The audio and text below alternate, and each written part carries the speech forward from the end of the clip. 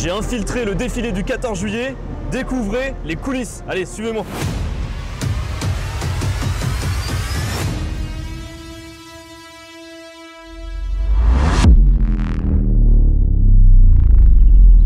Je suis Romain de Military Machine et depuis que je suis petit, j'ai toujours été fasciné, je sais pas pourquoi, par les véhicules militaires. Et j'avais deux rêves principaux, c'était utiliser ces machines et pouvoir, entre autres, défiler lors du 14 juillet sur les Champs-Élysées.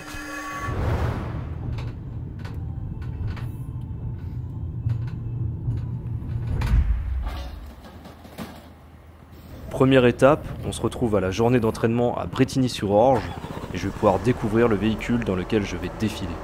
Alors bonjour Ewen, merci de l'accueil. Je suis content de te rencontrer aujourd'hui. Donc tu vas être le pilote du coup sur les Champs-Élysées le 14. C'est ça. De ce que j'ai compris. C'est ta première? C'est ma première fois. Ok. Ouais, donc, ça va très bien se passer. Moi j'espère. Hâte d'y être. Donc tu es pilote de Serval au premier RCP. Bon, qu'est-ce que tu en penses de la machine? Sympa? Avec ça et tous les terrains qu'on a fait avec, on n'a pas trop été embêtés. Ça grimpe aux arbres, je pense. Ouais, j'imagine. Ça a un très bon potentiel de franchissement. Et ça fait combien de temps du coup que tu es sur le site ici à Brétigny? Ça va faire une semaine là. Je suis arrivé avec le véhicule, du coup on les a amenés en train. Donc, je suis arrivé en avance de phase. Et donc tous les jours, répétition? Tous les jours répétition, 4 fois par jour. 4 fois par jour? C'est ça. Ouais, il faut être motivé. Mais bon, ce qu'il faut pour que ça fasse beau à la fin quoi. Ouais, c'est ça, pour la France. Bon bah écoute, si t'es d'accord, je vais te suivre et puis on va aller voir ça de plus près. Bien sûr. C'est parti. Bon, avant de partir, j'ai été un petit peu trop curieux. Je voulais voir comment on démarre le Serval. Merci Ewen encore. Bon, alors dis-moi tout, comment on fait? Alors c'est très simple, on vérifie que le frein est mis, Ok. qu'on a la boîte est bien au neutre, Ok. on appuie 3 secondes sur le bouton et ça part tout seul. Juste ça. Juste ça. Ah, c'est efficace. Là, j'appuie 3 secondes. C'est ça. Et voilà, on a défilé. C'est incroyable. Bon bah, y a plus qu'à, on y va. Hein. Je te le coupe avant, quoi.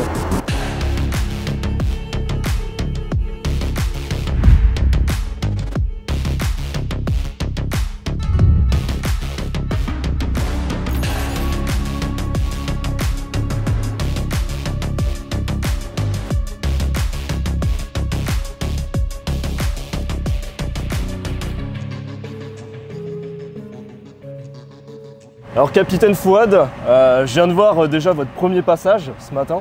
Oui. C'est ultra impressionnant. Donc vous gérez tous les Serval ici? Tout à fait. Donc, nous, au niveau de la compagnie, on est arrivé avec des Serval. D'accord. Nous avons 11 Serval présents pour le défilé cette année.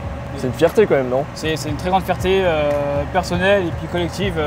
Ils sont à tous les paras présents de défiler au 14 juillet cette année. Et t'as combien d'hommes en tout du coup avec tous les Serval réunis? Là, on est 48. 48? Oui, tout à fait. 48 paras présents à défiler. Ouais, quand même. Donc c'est pas une compagnie complète, vous avez bien plus en Oui, régiment. tout à fait, tout à fait. Une compagnie, c'est à peu près 3 fois plus. Mais du fait que du volume, nous sommes contraints, donc on a dû faire des choix. Certains personnels ont été sélectionnés pour pouvoir défiler au mérite. On voit au niveau du passage, je regardais tout à l'heure, c'est vraiment au millimètre.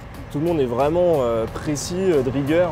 Oui, tout à fait. Bah, après, ça retranscrit, ni plus ni moins, la rigueur qu'on a dans les armées. J'ai envie de dire d'autant plus chez les parachutistes où on n'a vraiment pas le droit à l'approximation. Ah, c'est magnifique, hein. Vraiment. Même pour vous, je pense que c'est pas habituel de voir autant de véhicules d'un coup. Non, oui, tout à fait. On est parachutistes, donc nous on est vraiment habitués à évoluer, à travailler avec les Serval. Et bon, quand on voit des véhicules beaucoup plus lourds, type le Charles Leclerc, le Griffon même qui est un peu plus gros, c'est un peu le grand frère du Serval. Bien sûr. Ça permet aussi de voir tout la panoplie que l'armée de terre offre à ses soldats en 2025.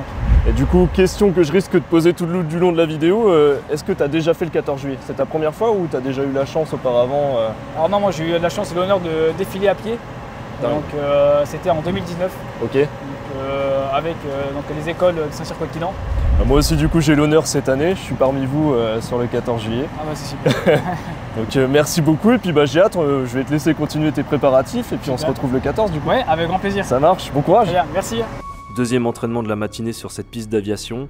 Ce qui est vraiment intéressant sur ce coup-ci, c'est que j'ai pu intégrer l'intérieur d'un Serval pour comprendre un petit peu plus comment ça fonctionne. Et c'est là qu'on voit la tension, parce qu'au final les véhicules doivent être vraiment au millimètre pendant leur mouvement tout du long des Champs-Élysées. Et là il n'y a pas le droit à l'erreur, donc en fait si c'est pas bon, on recommence plusieurs fois. C'est pour ça qu'il y a plusieurs entraînements dans la journée. Et Et ça, c'est complètement dingue. Là, on est sur l'ancienne piste de décollage de Brétigny, du coup. Et comme vous pouvez le voir, tout le monde se prépare comme au 14 juillet. Donc il y a beaucoup de répétitions. J'ai déjà hâte en fait d'être sur les Champs-Élysées, c'est super impressionnant au final. Il faut savoir que c'est le premier régiment de chasseurs parachutistes. Voilà, c'est vraiment un honneur d'être avec eux, regardez ça.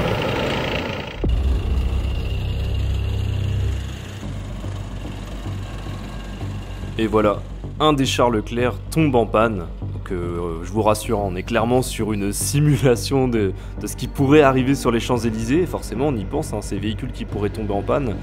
Et donc ici, on a un véhicule qui fait office entre guillemets de dépanneuse pour ces gros blindés de plus de 50 tonnes. Et regardez l'efficacité. Donc on en parlera tout à l'heure, on va rencontrer les équipes de maintenance qui s'occupent de toute cette partie-là. Mais je suis complètement fasciné au final de voir la rapidité d'action, c'est-à-dire qu'au final on peut évacuer un char en moins de 3 minutes. Enfin, c'est de la folie. Là je suis vraiment fasciné pour le coup. Alors lieutenant Fabrice, merci de me laisser découvrir aussi un peu la maintenance entre guillemets en cas de panne, si je comprends bien, sur un des véhicules pendant le défilé. Donc on a vu tout à l'heure le char Leclerc tomber en panne, donc j'ai plusieurs questions du coup qui me viennent à l'esprit. On a vu ça pour le char Leclerc, mais ça peut être aussi des véhicules comme le Serval. Exactement, ça peut être différents types de véhicules, c'est-à-dire que tous les véhicules défilants de l'armée de terre et de l'armée de terre en général, armée de l'air et de l'espace y compris, sont susceptibles un jour ou l'autre de tomber en panne. Ouais. Et dans ces cas-là, dans les cas d'urgence, nous sommes en mesure en fait de dépanner les véhicules et de les extraire du dispositif. C'est comment, enfin, est-ce qu'il y a une durée déterminée pour le faire? Est-ce qu'il y a quelque chose, je sais que vous êtes très de rigueur, il y a forcément, comme c'est quand même un show national. Forcément, c'est justement quelque chose qui est regardé par le monde entier en général. On a exactement 3 minutes en fait à partir du moment où on reçoit l'ordre d'extraire le véhicule, le top départ de mes équipes pour l'extraction et jusqu'à ce qu'on l'ait emmené loin des vues du défilé. Ouais, donc c'est quand même un sacré défi. C'est déjà arrivé? Non, jamais. Jamais arrivé? Jamais. Bon, bah, on croise les doigts, hein. Exactement. C'est important. Et imaginons, question toute bête, mais qu'on ait 2 Serval qui tombent en panne. Alors, dans le cas où on a deux mêmes types de véhicules qui tombent en panne, on a toujours un véhicule en deuxième position qui est susceptible de pouvoir justement le dépanner. Chaque véhicule peut prendre tous les véhicules de l'armée de terre. Ah, c'est incroyable.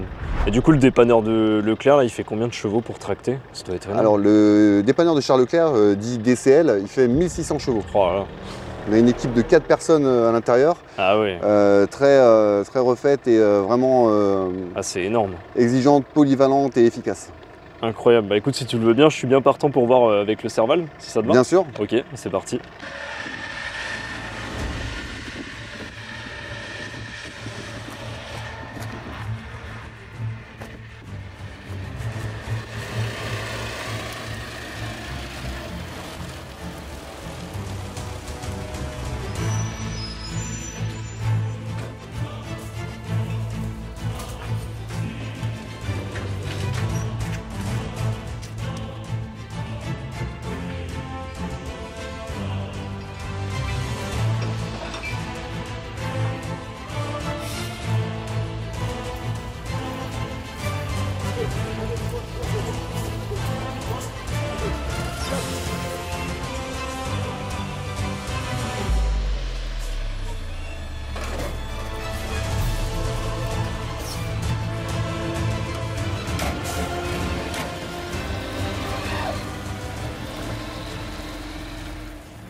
Bon, c'était assez impressionnant au final. Exactement. C'est un truc Romain, de tu viens dingue. de voir donc un exercice d'évacuation d'urgence, 1 minute 30. C'est Qui peut mieux faire? incroyable. Qui peut mieux faire? Bah pas moi en tout cas, hein, je l'avoue. C'est vachement efficace, hein. Ton équipe là elle est au taquet. Et ils sont Exactement. comme ça sur chaque véhicule, du coup ils sont Tout à prêts. fait. Tout Ouais. à fait. Ils sont toujours prêts, ils ont des façons de faire très particulières, ils sont rodés. L'entraînement, on voit la cohésion, l'esprit d'équipe et on voit une équipe vraiment soudée. Ça fonctionne très bien. Ah, c'est magnifique, hein.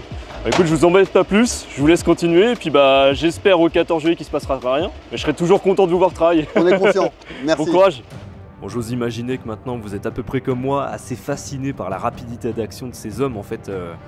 Ce que j'expliquais tout à l'heure avec le char Leclerc, parce que là vous le voyez un petit peu plus en détail avec le Serval, c'est de la folie en fait. Alors mon colonel, j'ai cru comprendre que vous étiez une pièce importante dans l'organisation de ce 14 juillet, surtout au niveau mécanisé. Donc juste derrière nous, on retrouve un dépanneur style Leclerc. C'est quoi la version ici là? Alors là, vous avez le DCLR, donc qui nous sert de dépannage pour dépanner sur les champs, mais également sur Brétigny, si un char tombe en panne. Et du coup, c'est quoi votre rôle à vous? Alors mon rôle à moi, détachement temporaire de soutien, à peu près 168 personnes. Je suis présente sur le site, mais j'ai également des astreintes qui sont sur Mourmelon, Satori, qui sont prêtes à venir me donner un coup de main, avec des astreintes aussi approvisionnement dans toute la France. Donc je suis aidé par la hiérarchie, on va dire, maintenance, pour m'aider dans ma mission. J'ai 3 phases dans ma mission. La première mission, donc on arrive à peu près vers le 2 juillet, on aide au débarquement, on met en place les matériels, on regarde, voir s'ils sont dans le gabarit 14 juillet. Ce qui n'est pas souvent le cas. C'est quoi le gabarit? Les gabarits, c'est les gabarits peinture, les gabarits. Ah oui, tout est contrôlé. Les classes de pont, voir s'il ne manque rien, si toute la partie l'eau de bord est présente. À ce point-là? Donc, oui, ça va jusque dans le petit détail. On se rend pas compte en réalité, quand on regarde à la télé comme ça, on voit juste des beaux véhicules qui sont bien placés. Mais on a quand même des experts qui regardent et effectivement, donc tous ceux qui sont sur Military ou ainsi de suite, choses comme ça, eux ils ont le détail. Donc nous, on est dans le détail. On va jusque là. Jusqu'au 8 juillet, du 8 juillet au 12 juillet, j'ai les répétitions, donc je soutiens les répétitions. Moi en gros, je travaille la nuit parce que la journée ça roule et nous la nuit on répare pour que ça redéfile le lendemain matin. Mais réparer, c'est-à-dire à quel stade de réparation on est? Ça va jusqu'au... vous voyez, par exemple, sur ces machines comme ça, là, on met le moteur par terre et on le répare. On va changer un petit joint dans le moteur et après on remet dedans. Ça va durer 5 heures, on en a fait un hier, par exemple. Pour moi, le 13 au soir, il faut que j'ai 100% des véhicules défilants qui soient sur les champs. Et si des fois sur les champs ça tombe en panne, parce que là c'est encore une de mes missions, tout ce qui tombe en panne, au-delà des 100, avant les 120 mètres, avant la tribune présidentielle, je les laisse sur place, je les récupère quand le président est parti. Par contre, tout ce qui est à 120 mètres, si ça tombe en panne, là, j'ai une section d'évacuation d'urgence qui est dans le tunnel de la Concorde. Et donc, il va intervenir pour le dépanner. Ils ont 3 minutes pour dépanner, pour mettre propre et pour faire repartir le 14 juillet.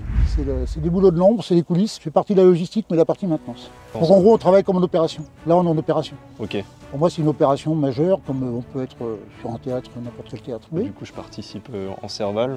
Si vous avez un conseil à me donner, d'ailleurs. Profitez bien de la descente, elle est rapide. Elle est rapide? Oui, elle est rapide. C'est ce que disent les défilants. Super, écoutez, je vous dis peut-être au 14 juillet du coup, on sait jamais. Écoutez, si vous allez au PC Concorde, vous êtes le bienvenu pour prendre un café. Avec plaisir, pour le café je suis toujours là. Bon Jérôme, je crois que je suis prêt là pour le 14 juillet, mais c'est à quelle heure le matin? C'est à 4 h du matin. À 4 h? Bon je vais me reposer un petit peu alors là, parce que je commence à appréhender quand même. Quand tu vois tout ça, c'est assez fou. Ouais, c'est vrai que c'est assez impressionnant. Et moi c'est mon 2e, et j'avoue que ça me fait toujours le même effet. Je suis comme un enfant devant... tu m'étonnes, moi aussi là. Devant tous ces véhicules.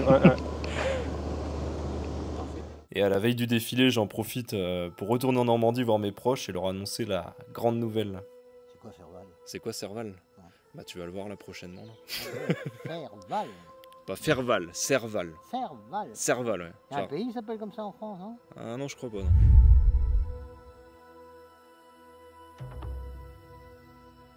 Entre autres souvenirs du 14 juillet 2000, avec le fameux poulet fermier qu'on connaît tous en ces belles journées fériées ou le dimanche. On pouvait regarder parfois Texas Ranger ou lors de grands jours comme le 14 juillet, justement ce fameux défilé qu'on connaît tous, mais aujourd'hui on se retrouve en 2025 pour le vivre.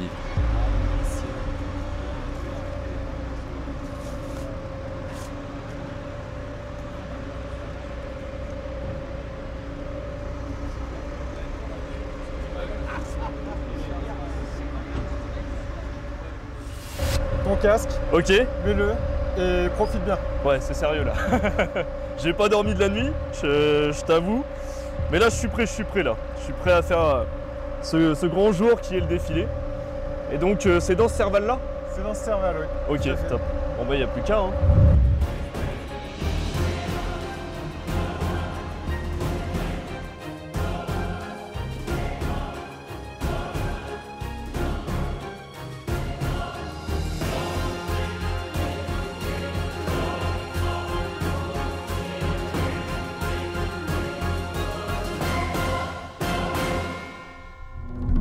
On vient d'arriver sur la place de l'Étoile, il y a des véhicules partout, c'est une vraie logistique et regardez là sur toute la longueur, on n'a que des Serval et des Griffons, mais vraiment une grosse longueur, je sais pas il y a combien de mètres ici, Et tout autour en fait de l'étoile, on va vous montrer en même temps, il y a plein de véhicules surprenants, ceux qu'on connaît déjà comme Jaguar, Leclerc, mais aussi les véhicules de la gendarmerie, de la police, des pompiers, enfin c'est impressionnant, puis il y a vraiment des gens partout, c'est fou. Et donc celui-ci c'est le nôtre, le numéro 12, donc on va passer à partir de 11h26 apparemment, donc c'est du sérieux.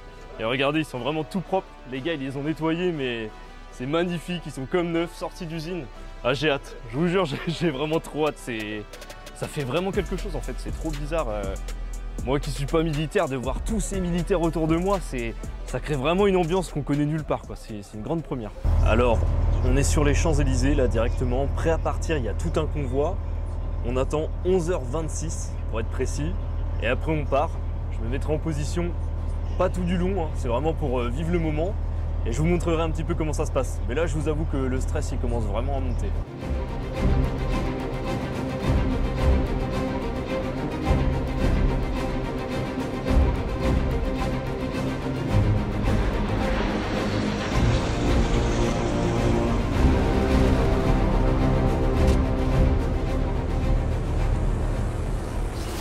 Et aujourd'hui, si j'avais qu'un seul message à passer à ce jeune Romain des années 2000, crois en tes rêves, parce qu'au final, aujourd'hui, tu vas défiler sur les Champs-Élysées. Bon là, c'est un grand moment, c'est incroyable, regardez, on est sur les Champs-Élysées. Je m'attendais pas du tout à vivre ce moment-là, c'est complètement dingue. Donc on avance au petit à petit. C'est émouvant, je veux vous dire, je le prends à cœur, c'est vraiment une grande chance encore une fois que j'ai. Donc je remercie fortement et l'Élysée, et toutes les équipes de l'armée de terre et le gouverneur militaire de Paris de pouvoir me permettre de vivre ce moment-là. Mais bon, je pense qu'il est temps pour moi de retourner à l'intérieur et de laisser l'honneur à ceux qui ont vraiment leur place ici, les militaires. Donc voilà, je vous dis à la prochaine vidéo, c'était vraiment incroyable. A plus, bon 14 juillet.